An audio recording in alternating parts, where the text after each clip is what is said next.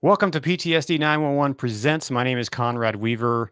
I'm so glad you decided to join us tonight, and welcome to the program. If you are watching, well, you are watching on YouTube because that's the only place you can watch right now. If you would be so kind as to put your name in the chat and let us know where you're from. You don't need to put your name in there, but just let us know where you're from. Love to hear where you're from, and if you are a first responder, let us know what agency type you're with as well.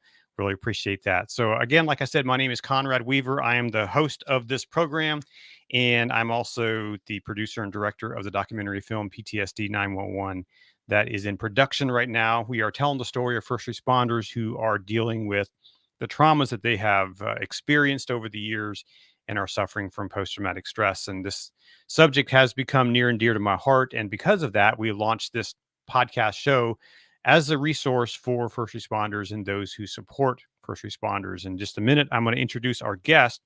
But first, if you are so inclined and you have not followed us on our social media pages, please do that. Go to Facebook or to Instagram or all those social sites and check us out. We are everywhere. You can find us at PTSD 911 movie. You can look for us on all the socials and follow us there. It's a great resource to connect with other first responders and other people that are interested in this story, in this film. And if you haven't checked out our website, go to ptsd911movie.com. Check out the website and all the resources there. There's our film trailer and all the other things that kind of give an explanation for what we're doing with the documentary film. And you can also, if you are so inclined, to make a contribution to the film. It is a tax-deductible contribution through our friends at the Film Collaborative. And you can make that donation there on ptsd911movie.com. So tonight we have a very special guest.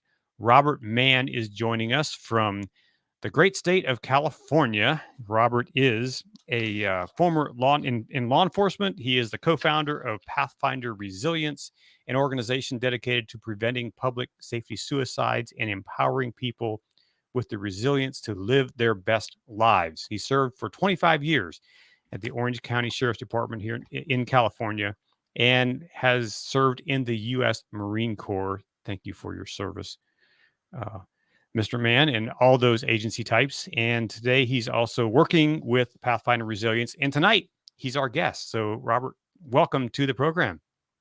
Well, thanks, Conrad. It's a pleasure to be here. Just a few months ago, we were introduced virtually. And then just about a month ago, or even less than a month ago, we actually met in person and had a meal together and had a great time getting to know you. And thank you for what you are doing for first responders in the areas around the country. So tell us a little bit about you. And we heard a little bit about your background, but tell us about your background, your journey to where you are today.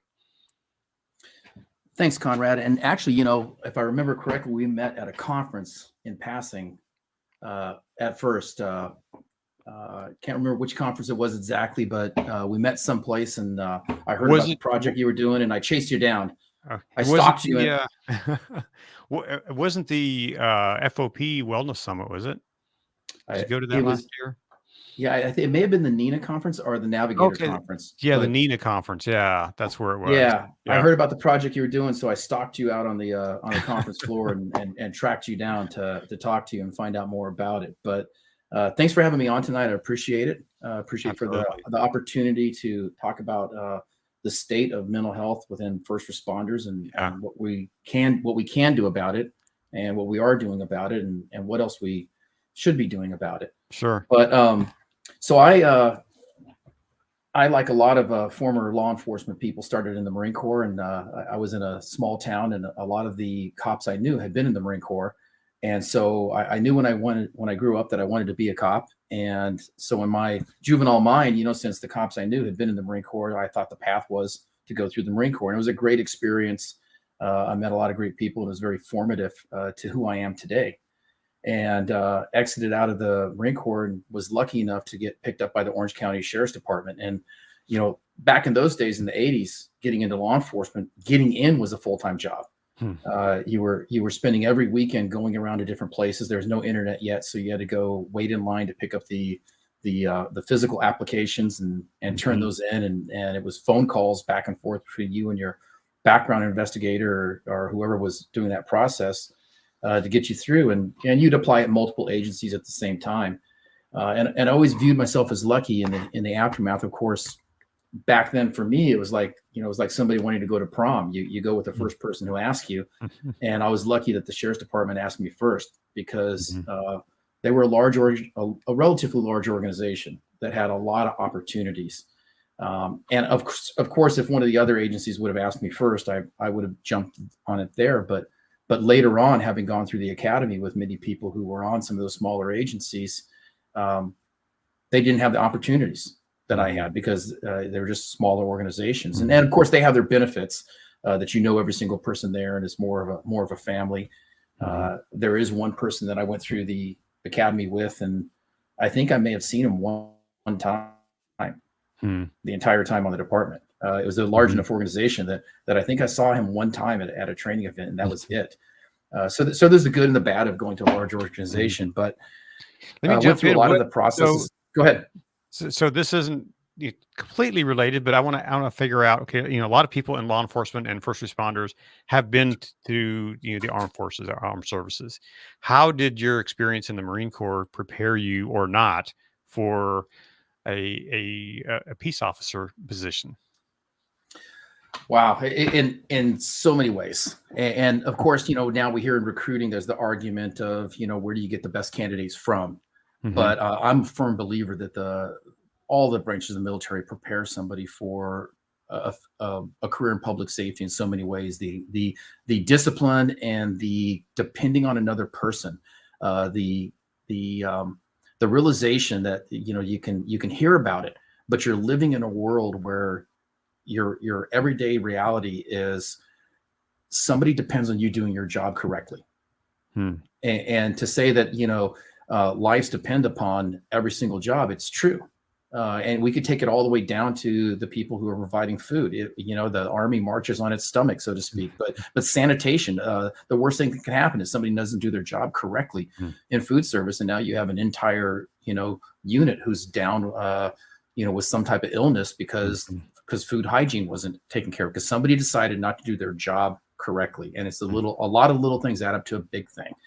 And so I think it's that realization and the reality in the military that every single thing is important from the top to the bottom. And yeah, some certain jobs have more accountability than others and more responsibility, and different privileges come with different rank, but also different accountability comes with it. And so every single job's important. And I think that learning that and accepting that as a way of life helps you in law enforcement, because there's a lot of different functions that take place on any given shift to make it a safe and effective shift. At ranging, some people are doing, traffic. There's your traffic people and your homicide investigators. Each serves a completely different function, but they're equally important in making the whole community safer. So, it takes, I was never a traffic guy, but I know the traffic guys I knew, they truly believed that they were saving lives. They knew that every time somebody saw them writing a ticket, it slowed people down. And just that mere act of somebody being seen writing the ticket slowed traffic down for a while, and it made it a safer environment. And people become aware, they're writing citations here. So the people taking their job, whatever that assignment is, very seriously, is something that I think is something that I came out of the military with, that every assignment is important. No matter how many stripes are on the shoulder or how many stars or bars are on the collar, every job is crucial and needs to be done to the best of your ability, because somebody's depending upon it. So how did your time, you spent 25 years in the sheriff's department, how did that prepare you for what you're doing today? And how did that lead you into working, with places off with agencies all over the country, teaching them resilience and wellness? Well, yeah, as I left law enforcement, and it was just time for me. I left after 25 years. I was working at the bomb squad at the time that I left, and that was the best assignment I ever had. And I had all great assignments. I have to look back and say I was very lucky. There were a lot of opportunities, and I jumped at every single one I wanted, and was fortunate to get all of them that I requested. And coming out of the bomb squad into, I left because I'd become very involved in training. Early on, I was lucky enough to get the opportunity to teach at the academy on a part-time basis, which led to teaching there full-time, teaching arrest and control techniques. A lot of places will call it defensive tactics. And from that teaching experience there, it led me to each assignment I went to for whatever reason, because I was willing to go ahead and try to develop classes and try to teach it. I was tasked along the way with teaching whichever discipline I was at. When I went to investigations, I started to teach investigations. When I went to the bomb squad, I was the training officer at the bomb squad, and just became, training became more and more part of my life, developing in parallel to all the other skills that I did. And so I was getting lots of opportunities in my off time to work in the area of training for a bunch of different organizations. And when it came time to leave the department, I left to go pursue training opportunities. For a short time, for almost 3 years, I worked at a place called the Government Training Agency, which is really where I kind of started cutting my teeth, doing work that wasn't directly, that was more in support of law enforcement and public safety instead of working directly doing it. And from there, then I started my own company doing training, and was doing fairly well, enjoying it, taking on new challenges. Had a couple of really good mentors and coaches in it who helped, allowed me to subcontract to them, doing work for them in the private sector, which was really unique to get to work in that sector. And what I really discovered, and what I would tell everybody working, especially in the law enforcement field, I can't speak directly to the fire service of public safety on this. I assume that this might be true also, but I'll say specifically to cops is that if you stop thinking of yourself per se as a cop and say, I'm a professional problem solver, because that's really what you're doing. At every call you go to is you're applying some type of problem solving model if you're successful at it, and you're doing it very fast with the information you have available, and you're solving problems to the best possible outcome at that time, given the parameters you have. Now, could there have been a better outcome? Yeah, given more time and given more resources, possibly. But what your job is at the time you come up on any call or any instance is to create a solution to solve a problem. And you're given the tools to do it. Hey, here's the law. You have to stay within these parameters. Here's the equipment that you're allowed to use. Here's the policy and procedure. Now, within that, work within that spectrum to solve a problem. And that is what really took me to the place where I felt confident enough when the opportunity arose to do other things, that I went ahead and seized it. And I'll speak specifically to Pathfinder Resilience now and how we ended up founding that organization. Was very fortunate. I was teaching in the California Post Management course, and the course coordinator, a lady, Sarah Creighton, former deputy chief of San Diego Police Department. And I spoke with her last week. Fantastic lady. She's, I believe she's the founder, or at least co-founder, of their wellness unit, which is a very, very nice, very well done organization there. They do a lot there for their people.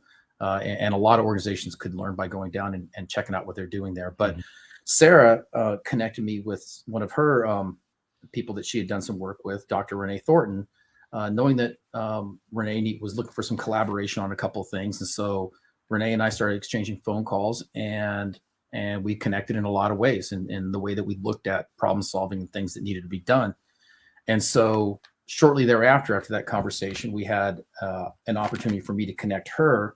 NENA, at the time, National Emergency Number System, was one of my clients for training, and I connected them together to work on a grant in California, which just during that process, that collaborative process, Dr. Thornton and I connected on a lot of things, and we started talking about, hey, how can we take this program that she created that was born out of the HEROES Project, which was a long-term project for her, where she examined that a lot of things dealing with mental health and first responders was I guess the way you'd say it is operating the onesies and twosies area of taking one particular thing, saying, hey, we're going to take this thing that we know works, and we're going to try to make people better. We're going to look at mindfulness. Well, that's one cog, if you will. And then they're going to take yoga, or they're going to take support dogs, or we're going to take a peer support program. And they were throwing these onesies and twosies at this. Well, hers was the very first really academically validated multidimensional response to wellness. And that really struck me, because I had sat in a lot of classes while in law enforcement, that you sit in and you go like, okay, I wish I had this 8 hours back.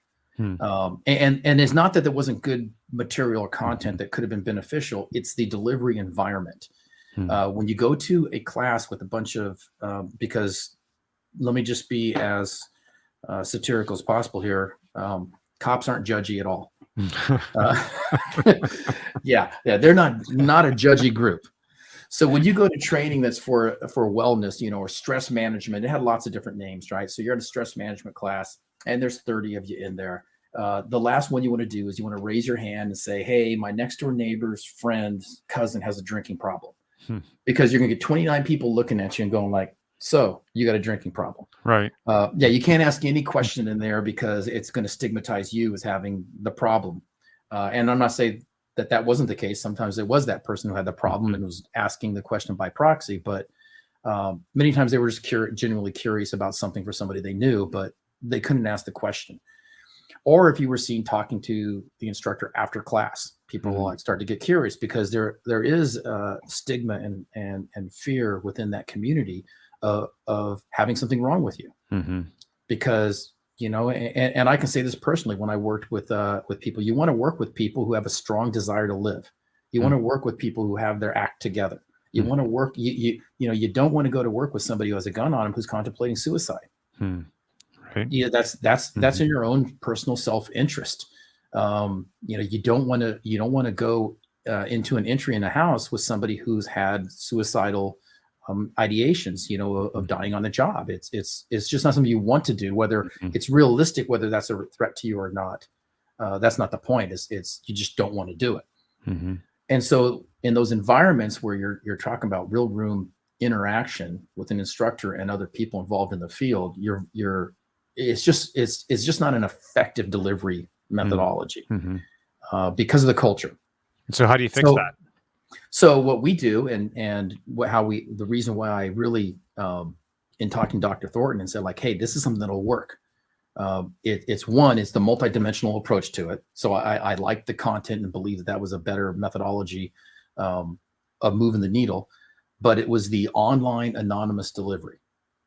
This was the gap. This was the gap for individuals to be able to get the tools they need to live a life of wellness. Is they can interact with the material and a mentor anonymously, and let the material mean what it means to them. Because there's also the culture of a classroom there's the cool kid concept, right? Whereas on the breaks, somebody who's got the informal leader who has power and influence over the others may say, oh, well, what the instructor said was this, and this is what it means. Well, that informal leader has far more influence on the group than that instructor. And that's fine if the informal leader is actually correct, but what if they're wrong?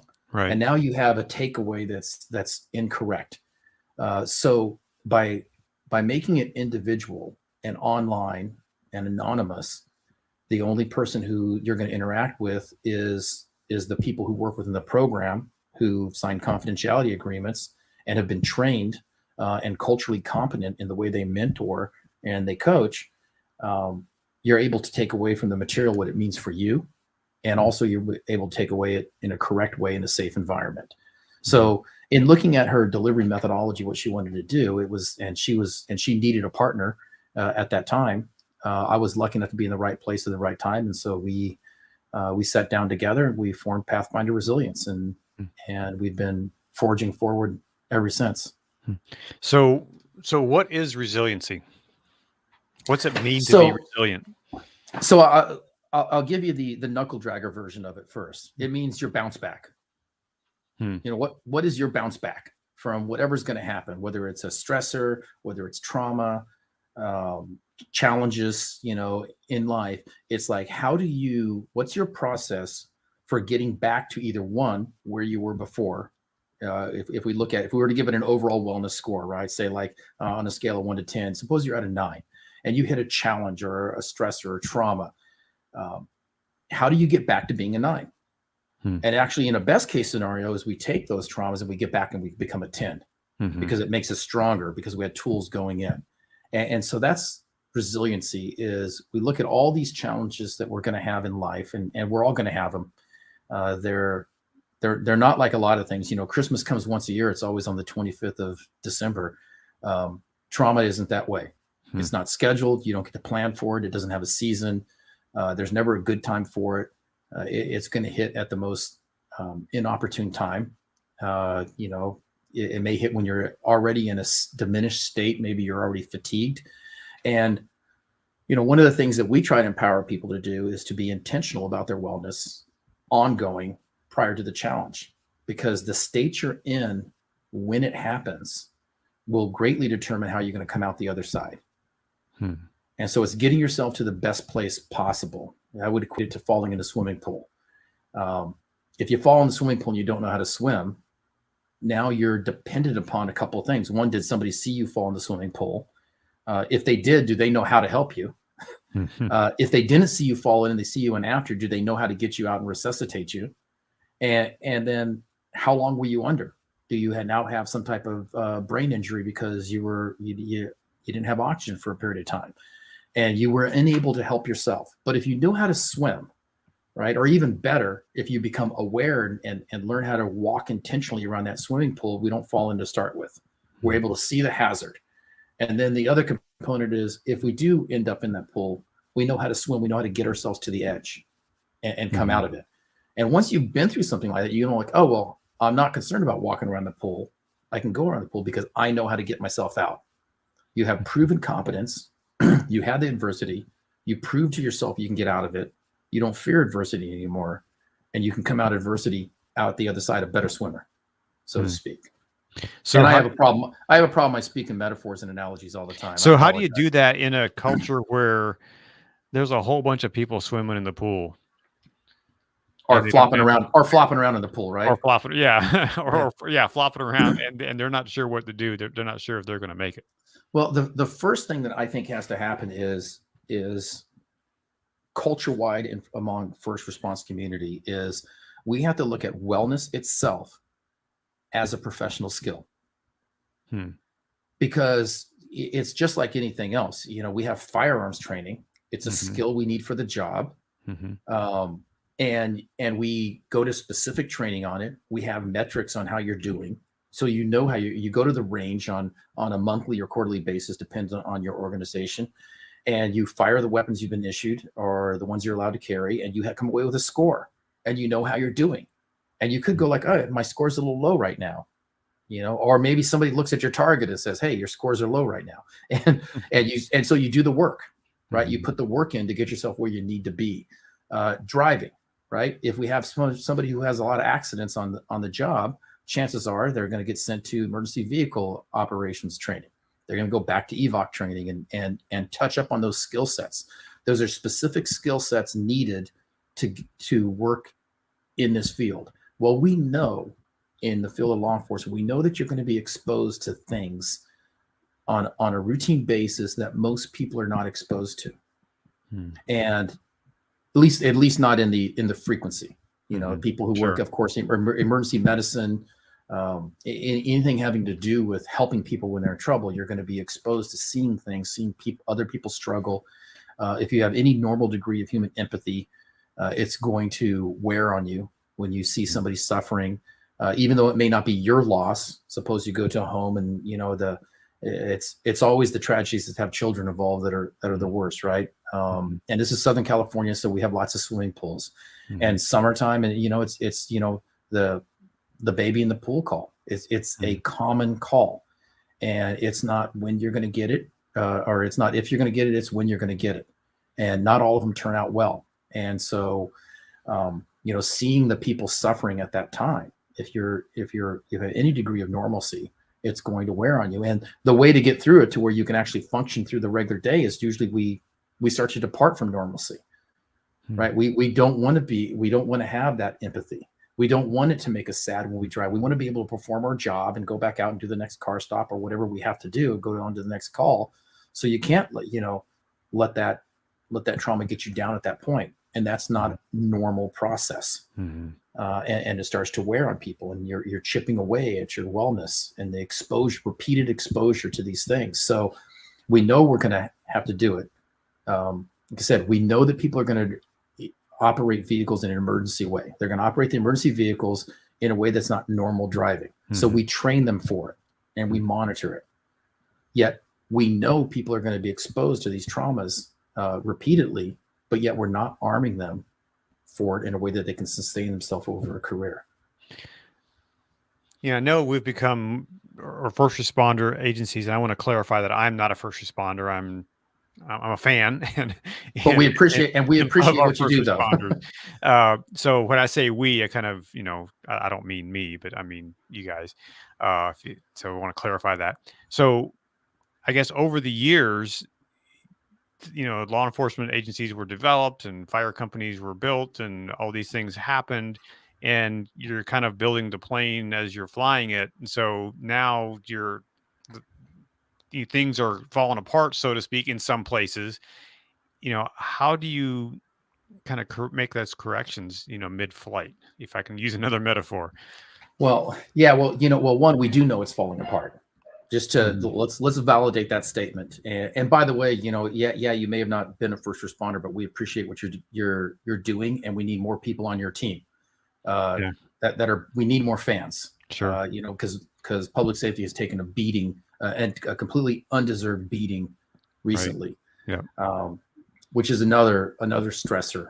Is just the watching the news and seeing the misreporting of of the job that's being done, the mischaracterizations of people doing things as they're trained to be done, and within the law, and seeing it mischaracterized on the news. And speaking of just even locally here, and I won't go into details, but there was an article in the newspaper, and the headline was like totally misleading. A man, died at the hospital after having an encounter with law enforcement. And if you read the police report, which I did, you totally understand that what they did at the newspaper was totally, they wanted to hook you with this thing that this guy, they wanted to say this man died because of his encounter with law enforcement. That was kind of the gist of it, but it's totally unrelated. So yeah, back to your point is what the media is doing in many ways, is adding those additional stressors to our folks who are responding to emergencies and taking care of our communities. And that's unfair, really. Yeah, and I think that law enforcement in general is feeling something from it being unfair. If you could have a group feeling, I think the group feeling is it's being very impactful to them in a negative way, and we know it, and not just that, but overall we know that depending on where you get your numbers, we've seen numbers as high as 35% for PTSD among law enforcement, dispatchers somewhere between 18 and 24%, and then as high as 24% among firefighters. So this is not even anywhere close to the PTSD among normal adults who don't work in public safety, which is somewhere around 3.6%. I've seen other numbers as high as 6%, depending on where you get your information. But of course, I've never seen anything remotely for the general public who doesn't work in public safety that's anywhere close to the numbers of the post-traumatic stress injuries that we're getting in public safety. And so we know that what we are doing isn't working. So that's one thing just to get out of the way and say, hey, whatever we are doing, it isn't working. And you could look at PTSD is the catchphrase. It's the word we want to talk about right now. But there's others such as depression, which is definitely a leading indicator of suicide attempts, more so than PTSD. And that's something that has to be looked at. And the numbers in most organizations and law enforcement is significantly higher than the general population. And so if we know what we're doing isn't working, we know there's a gap, and not just our organization, but there needs to be other organizations that are looking at what can be done to move the needle. Obviously, nothing's a magic wand. We can't wave the magic wand and fix it, but find things that work and commit to applying them.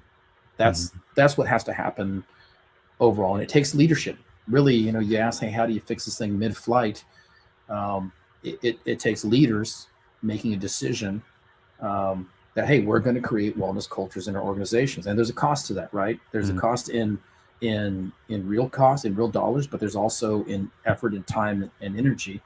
And they need to define what it looks like. I would say the first thing that needs to happen is they need to make a decision whether they want to do it. Then they need to say, okay, what does good look like? And the term "what does good look like," I have to give props out to one of my mentors when I was in the Master Instructor program in California, retired Colonel Jim Frazier. Really it's a phrase that just comes back to me again and again. Every time we would look to solve a problem in training, he would say, "What does good look like?" Instead of just starting work, you have to stop for a second and say, "What does it look like? Where do we want it to be? Okay, now let's do an assessment, find out where we're at.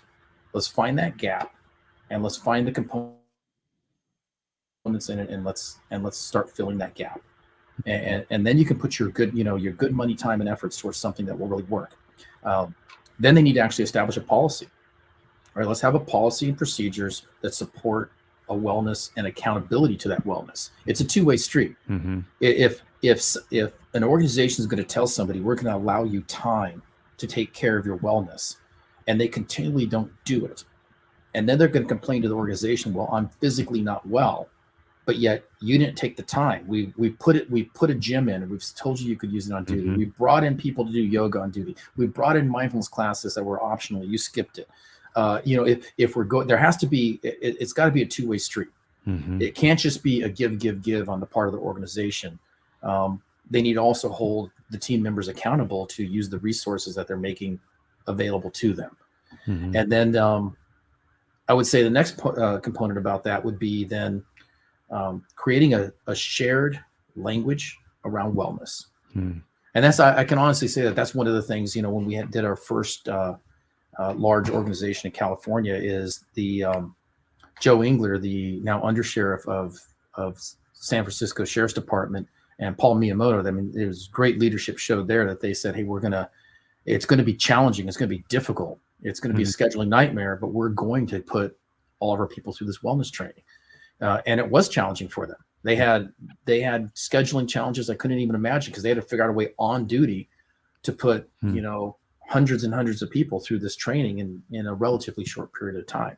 So they made the commitment to go down this path. They saw a need, they saw the problem, they addressed the problem, and they said, here is something that can help us solve this problem. And they made the investment. Obviously, it's a financial investment, and they made a commitment to do that. So what was the result of that? Well, I'll tell you, and it's interesting because you said a financial investment. They didn't have to, because it was grant funded, but yet it's still a financial investment because you have the scheduling. Work hours represents money. And how do you work around that? So they made a commitment to put their people through 16 hours of wellness training over the course of 8 weeks. In a large organization, that's a scheduling nightmare. And they did it. The results were phenomenal. And they were nice enough. I'll tell you, they gave us permission to share their results. So they were upwards of 24% in post-traumatic stress indicators at the beginning of the training. And they were down around 7.2% 30 days after the training. That's a significant shift.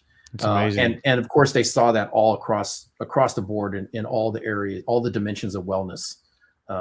They realized significant results.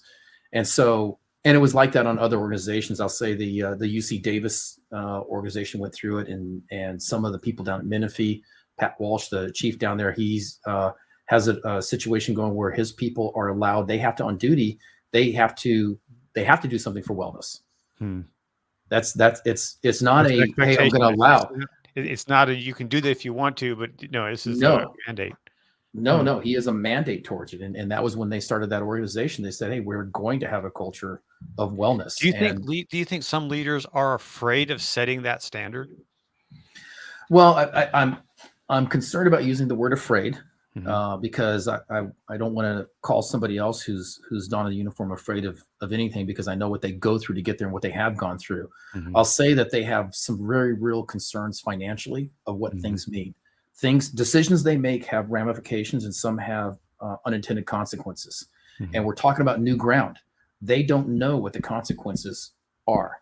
They can believe that it's going to be a good thing. We can give them data to show them that it's going to be a good thing. but they still don't know if it's going to be a good thing. And, and they're like other people, right? They have mortgages to pay. Chiefs of police can be dismissed because they get dismissed, right? Right. And so, it's real easy for me here to sit here and say, having not been a chief of police and having not had to make that decision to do things, whether a city council was just going to dismiss me, because it's easy for me to say, oh, this is what you should do.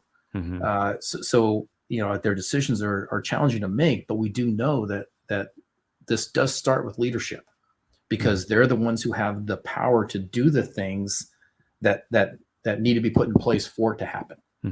How can you take someone, say an agency who has a police chief who serves at the pleasure of the mayor or the city council, and you have a city council perhaps that's tight on their purse strings and they don't want to make these changes, but you have a leader who wants to make the changes. How do you go about to make that happen? So the beautiful thing about our program is one of the things that really got me interested in it when I was talking to Dr. Thornton is she created a program that produces anonymized data. That's how we're able to sit here and look at, say, an organization like San Francisco Sheriff's, that we're able to give you the anonymized. We can't tell you who, because we purge that. We're not going to be able to tell you which individuals on that department. Now they have access to their individual scores anonymously, but we can give the organization a report and say, like, hey, you can make a data-driven decision about wellness now, because you have this across the 8 dimensions of wellness and adverse symptomologies. You're able to see where your organization was and where they are now. And you can put your time and efforts into these specific areas, because they also have real world meaning. So if we were to take cognitive wellness, it could be a lack of engagement, and they could create opportunities for their individuals to be engaged. And maybe that results in somebody working 2 to 3 years longer. Maybe it results in somebody not leaving the job. Maybe it results in more attention to detail, so we have higher quality work. I think there's an opportunity to put metrics on wellness and metrics on performance related to it. And that's one way of doing it, is being able to come back with this data and say, like, listen, there's plenty of organizations that have gone through wellness training. Here's the data from it. And this is what it means. If it means, because again, our organization, where we want to help people live their best lives. Of course, we also want to eliminate tragedies wherever possible. I want to have heard about my very last cop suicide. I don't want to hear about another one. I've heard about enough of them, and I don't want to hear any more. And again, what we are doing doesn't work. And this goes across the board to all areas of public safety, where they're talking about fire, dispatch, and police. The suicide rate is unacceptable. The rates of people not living their lives in a fully rewarding and engaged way is too high. And we have to do something about it in order to get a healthy workforce that's going to have quality, safety, and productivity. What leader of an organization wouldn't want to have the highest safety, quality, and productivity? Sure. So, and that's one of the interesting things when we start looking at law enforcement. There's not a lot of key performance indicators used. We're all over the place as far as how we do evaluations, and the question is, what does a car stop look like? If you were to go to across to every state and to all these different areas, it's going to look different. But there are some certain fundamentals about what it looks like and what good looks like, and you need to train to that. And the same thing when it comes to wellness, right? If an officer who is well in spirit, body, and mind can work with a higher level of productivity, quality, and safety. It's anybody knows when you're not sleeping right, you're not thinking right. Anybody knows when you're not eating right, your body's not going to perform right. Anybody knows if you're not feeling it, so to speak, in all the other areas of wellness, whether it's spiritual, psychological, cognitive, social, you're not going to be the best version of you on any given day at work. And we can do things to empower people to be better. And, that's one of the things that comes out of our program is intentionality. People start to live their lives in a far more and attend to their wellness in a far more intentional way. Mm-hmm. And then, the other component of that is having a mentor, having a coach, Mm-hmm. having somebody, who's going to speak truth to you.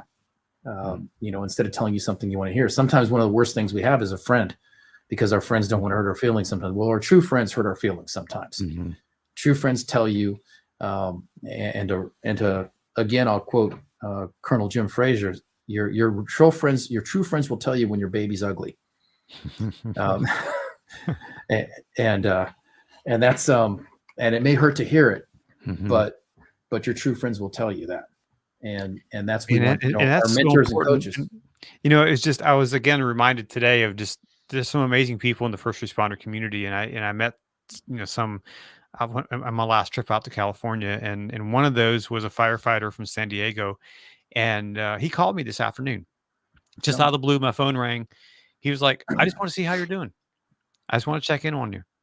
And it was just it was like, wow, that's a friend. I met him once. I met him twice, and hung out with him for a day, and got to know him and his some of his family and some of his other friends, and here I'm just a guy that lives on the East Coast that he met one time, and he called me to check on me. That's because you're so likable, Conrad. Well, I wish. Well, thank you, but that's something that you don't see very often, even in normal lives. Sometimes you just don't have those kind of, even you know kind of a friendship in passing almost, that hey, I'm just going to reach out and I'm going to check on, see how you're doing, and which meant a whole lot to me. It really made me really appreciate what this guy's doing, and because he's working, he's an active firefighter, and he's in the middle of the battle himself, and helping others, and he's reaching out and just saying, hey, we just want to know how you're doing. And I think sometimes we need, in the first responder community, that should happen more often than it does. Yeah, for sure. But that one of the realities is that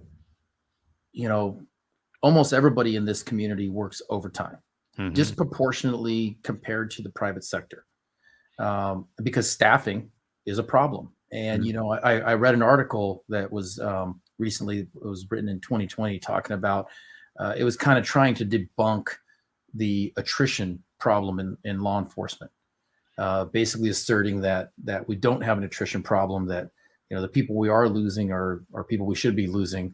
And we just need to make sure we're maintaining the quality people who are already maintaining for the most part.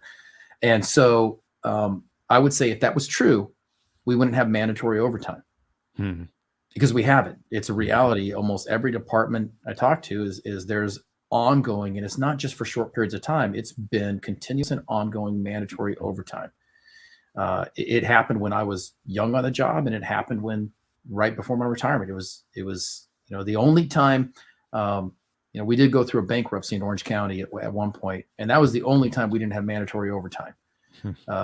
As soon as we came out of that, we went back to the part of there was mandatory overtime, and that wouldn't be a reality if we had staffing. So staffing is an issue, and it's a staffing it's issue in comm centers. It's a staffing issue in fire departments. I've talked to a number of fire, people in the fire services, and said, and actually one of my friends was on duty, and I spent some time with him, and he was like, I got to work again. I got to stay over for another 24. And, for them, they're often don't get sleep through the night, and then they're on duty again for 24 hours. And that's, you're up, potentially for 48 hours. That's not healthy for anyone. And you're driving big trucks and, helping others. So. Yeah, we look at, in the work that was done up at, I believe, the Washington State University for their sleep lab that they did on decision making in law enforcement, specifically related to driving and fatigue. And when I first saw that presentation, as they were doing the numbers, I swear I thought there were a lot of people getting up and leaving. And I thought, they don't want this information. They don't want to be accountable to this, because if they have this information that's valid information, and they're ordering people to work over to drive that large vehicle in these situations, there's there's a problem liability there Yeah. potentially. I have a friend who's in law enforcement, and he told me there are times when his agency has swing shifts, where he's on nights one week and he's on days the next week and evenings the Mhm. next, and he says I can't get a normal night's sleep ever, and he said sometimes I'm going to work on 2 hours worth of sleep, and Oh, many times. If anybody's been on the job long enough, that's a routine. But which leads to the next component, right? We start getting this vicious cycle. You're working these extra long hours, um, which means you have less time with your family and less time to meet people outside and interact with your friends that are outside the profession, which Mhm. then leads to the only people you're around, um,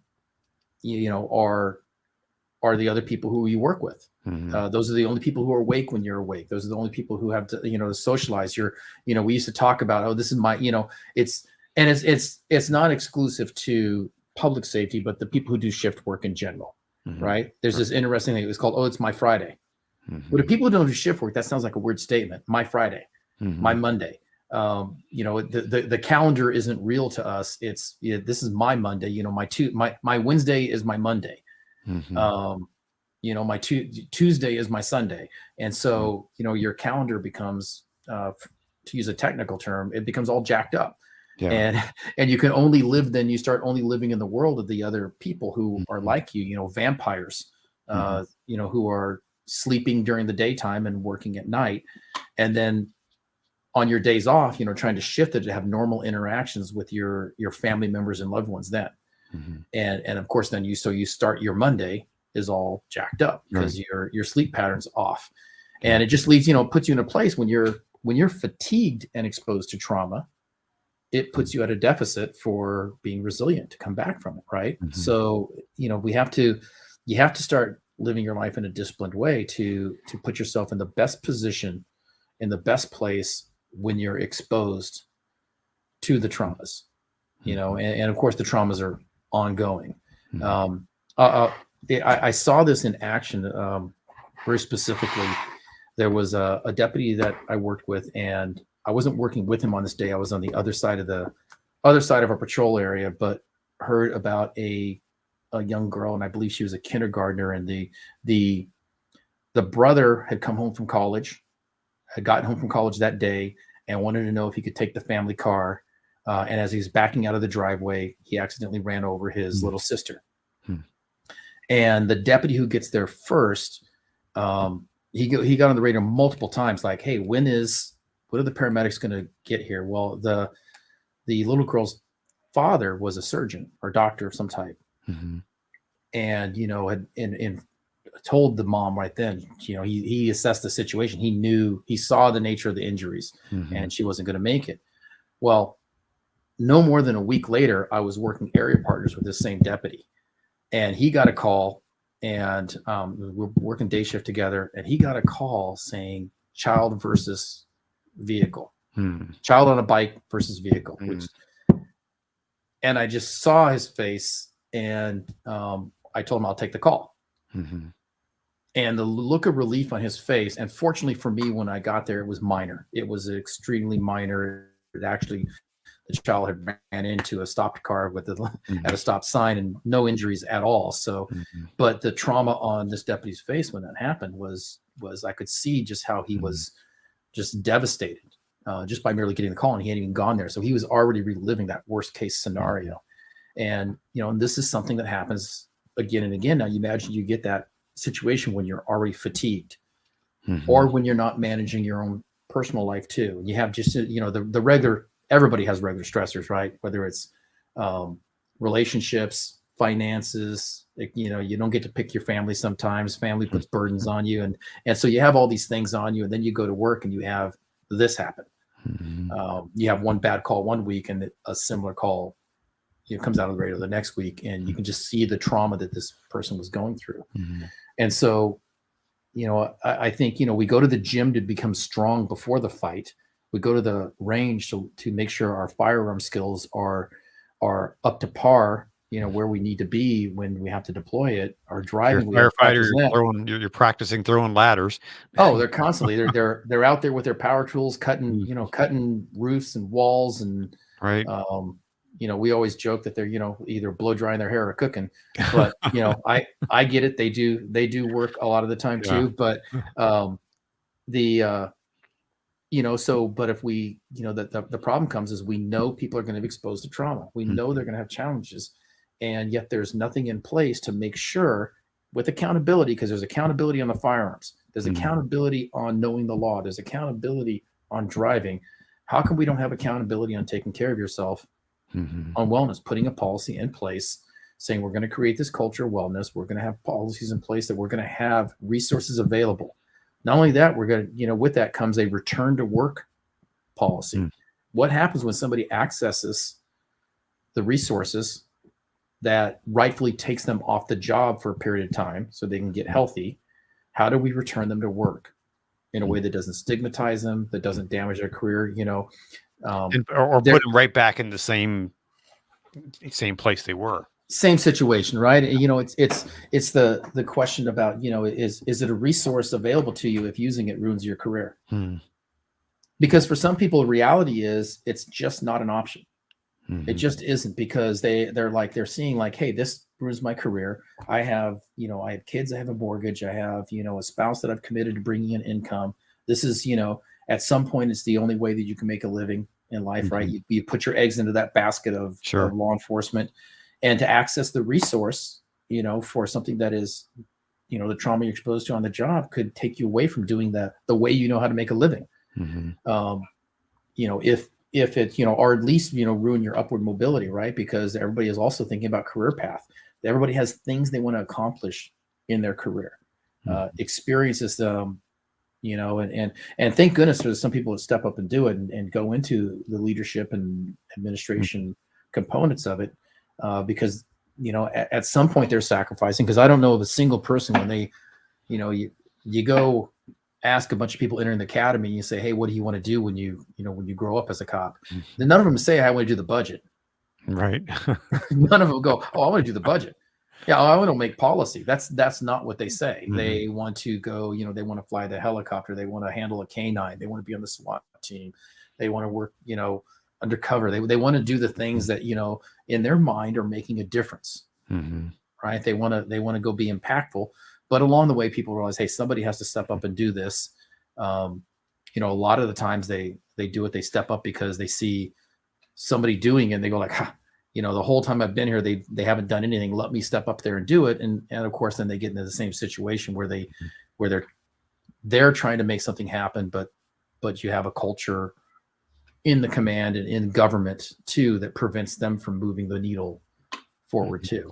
So how can agency leaders implement some of these, policies or training at the academy level, where new recruits coming in, this is kind of part of the DNA of what this organization is going to do? Well, one of the common feedback we get people who go through our classes, this is something that I should have had. We had one said, I've been in this for 25 years and I should have gotten this when I was in the academy. He's like, yeah, I'm glad to get it now. I have some time left, but I should have had this the whole time.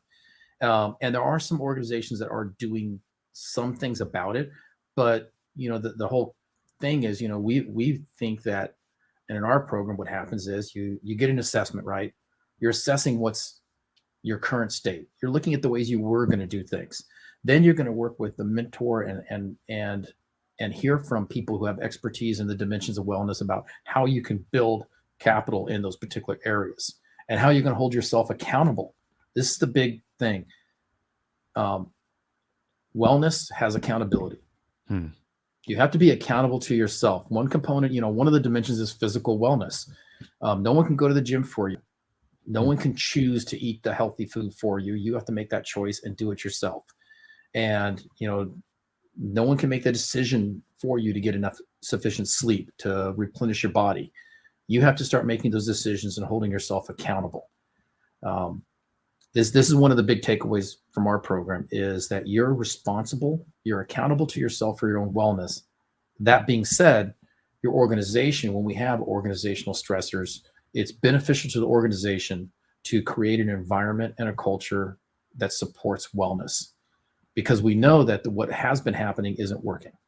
We know that the culture now is not a culture of wellness, because we can refer back to the data on post-traumatic stress injuries, on anxiety, on depression. Our numbers are off the chart compared to the general population. And if we go to each leader out there, if we go another year without doing something, that's on you. Isn't that the kind of the definition of insanity? You're doing the same thing over and over again, expecting different results. Yeah, it is, and that's, you have to have a plan for your wellness, but I think it was Eisenhower who said, plans are useless, but planning's essential. And then I think Mike Tyson, took that a little further, says everybody has a plan until I punch him in the face. So it needs that culture and that support, because I can plan for my wellness, but something is going to go wrong along the way. And that's where I need, the mentors, the coach, support organization that we all needed to help ourselves get back on track.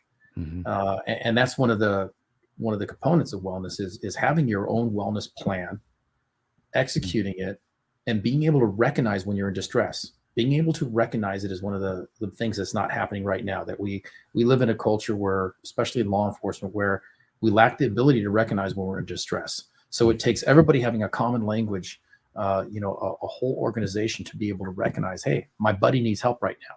I'm seeing some things happening, but because we've gone through the same training, because we have a common language on wellness, I can go to him and I can have a conversation, or I can go to her and have a conversation about wellness using the same language. And now we can, it's the whole thing. It's like, if I was to ask somebody, hey, Conrad, how you doing? You might say, I'm good.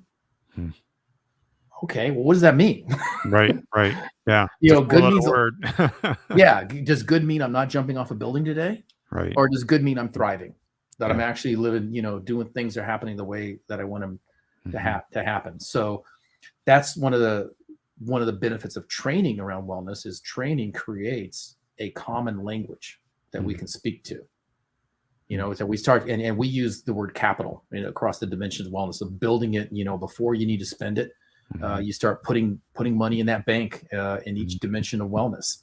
And that way it's there for when you need to spend it for that, when the trauma and the challenge hits, it's going to come down a little bit, but you have the skills then to draw upon your other areas of wellness, and then also to build that bank back up after you come out the other side, your bounce back after it.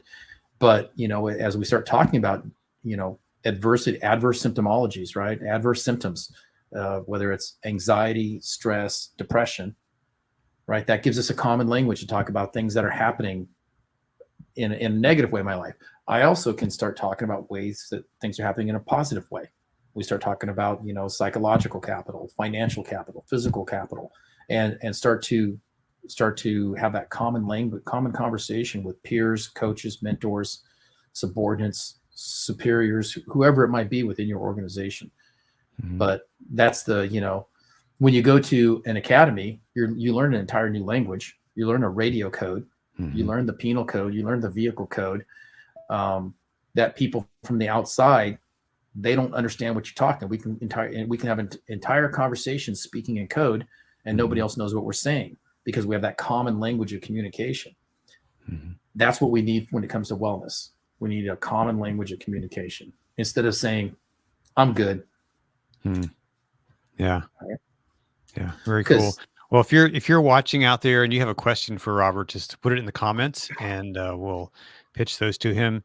So what's something that I can do today or tomorrow to start my journey toward resiliency and wellness? Well, the first thing is to get a real, a genuine assessment of where you're at, right? Because it's no different for an individual than for an organization. We said that, for an organization to create that culture of wellness, the first thing is the decision has to be made at the top. I want a culture of wellness, right? The next thing that would have to happen is, what does it look like? Which means we have to know where we're at. We have to assess that gap. What does wellness look like? And what am I going to use to define that? And then we have to start establishing, hey, these are my personal policies and practices. A couple years back, for a while, I went vegetarian Monday through Friday, and it became my personal policy, right? That through the week I didn't eat meat. It was just what I did for quite a while, and I had great success. I felt fantastic doing it, but I also knew that if I tried to do it completely, I would fail, because I also like rewarding myself, and I like steak and beer. So, Monday through Friday, it was no meat, no alcohol, but on a Saturday I would reward myself with a ribeye and a beer. And it was a policy that was sustainable for me. I could keep doing it. So that's the other thing that you have to realize, like, okay, so what can we do? What's within our budget? And what am I willing to do? And so from an individual level, you can do that. And although we do organizational training, we also do individual training. So anybody is more than welcome to go to our website and take our training. It's 16 hours over the course of 8 weeks, and it gives you these particular tools. It starts giving you that language of wellness, helps you create your own personal wellness plan, and then helps you figure out how you're going to hold yourself accountable to it. Because again, I've said it again and again, it's what we do in our organizations. We try to close the gap between where people are currently at and where they want to go for wellness, give them the tools for it, and remind them that it's about accountability. It's organizational accountability, it's individual accountability. And if I'm going to commit to something, if I'm going to make a plan, it doesn't do me any good to have done the plan if I'm not going to hold myself accountable to it. Well, man, this hour has gone by so fast. It's been a fantastic conversation. So remind everybody of where they can go to kind of find you, and what they can learn there. Sure. They can use, as I always like the term my dad always uses, the Google. You could get on the Google and you could do PathfinderResilience.com, or you could put in Pathfinder Resilience Navigating Adversity. That's our primary training course. And we have a website there, and it'll navigate you through it. You'll find on the website, there's Dr. Renee Thornton. There'll be a video available on one of the pages there that she really details, about 5-6 minutes long, of her detailing how we delve into each dimension of wellness, who the expert in that area is. And yeah, there it is. That site right there. Wow, you have some technical skills, Conrad. You speak it, there it is, right? There it is. Yeah. So, she really gets into it. So you're hearing it from I have to say, I'm the knuckle dragger who believes. She's the lady with the initials behind her name that has the academic credentials that, she speaks from a place of expertise and knowledge on this. And our job is to move the needle, give you an opportunity to use these tools. And and I see somebody put in their plus personal responsibility. Gary, thanks for that. That's very true. It's the accountability and responsibility are two different things. They look a lot alike, but they're not exactly the same. And we have to be accountable to ourselves, but we have a responsibility to our organizations also. When I signed on the dotted line to go work in law enforcement, when I graduated the academy, of course, I could run and jump over that 6-foot wall, right? Individuals have a responsibility to be able to show up and handle the call too, so to take care of yourself on a physical level. If you're working that some comm centers, are difficult to, just be able to stay awake in the middle of the night, and stay frosty if you're to handle those calls. And so we have a responsibility, accountable to ourselves, and a responsibility to our organizations, to the public, to live up to what the expectations are. And we need to be well to do that. This has been a fantastic conversation, and we're going to start wrapping it up here. So kind of final thoughts, what gives you hope? Well, the results, I like things that work. And so to me, seeing the data that come out of the work that we've already been able to do, gives me hope. I know that, that this program that works, and I'm sure there's others also, this is ours, and this is the one that, I'd love people to be able to try, but try something. whatever, if you have been doing something and it's not working, try something else to see what works. But what gives me hope is that when I see the data from the organizations that have gone through our training, and in hearing the student testimonials, and some of the letters that we've gotten from people regarding what the training has meant to them, it gives me hope that if we can just get the leadership to see that there's a path for them to go down, that we can move that needle, and we can stop suicides, and we can empower public safety personnel to just live a more rewarding and better life. Mm-hmm. Very good. And we'll leave it there. So thank you, Robert, for taking time to be on the program tonight. And I'm going to give a little teaser for the next program. So, Robert, stick around after we sign off, and we'll wrap up offline. But just for all of you who are watching, very excited to announce that on December 1st, we are going to be joined by Lieutenant Colonel Dave Grossman.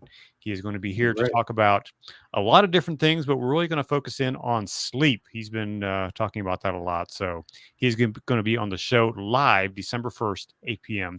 Eastern time. So be sure to join us for that. It'll be a fantastic conversation. Robert, thanks again for joining us. And for all of you, thank you for being a part of the first responder community. Thank you for doing what you do to keep our communities healthy and safe. And we pray that you have a great evening, a great night, and be well. And be sure to take care of yourself and to take care of those around you. Have a great evening, and we'll see you next time on PTSD 911 Presents.